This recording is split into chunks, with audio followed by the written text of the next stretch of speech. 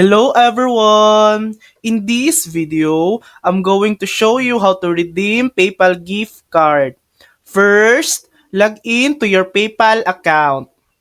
Click on Wallet found on the top dashboard and select Send Payments. Choose Add Money using Trustly. Enter your PayPal gift card information to transfer the balance to your account. Alternatively, use your PayPal gift card directly during checkout. For example, on Steam, choose a game, click Continue to Payment, and select PayPal. Complete your purchase using your PayPal gift card. No need to transfer. And that's it. That's how to redeem PayPal gift card. Thanks for watching. If this video helped you, please like and subscribe for more helpful tutorials.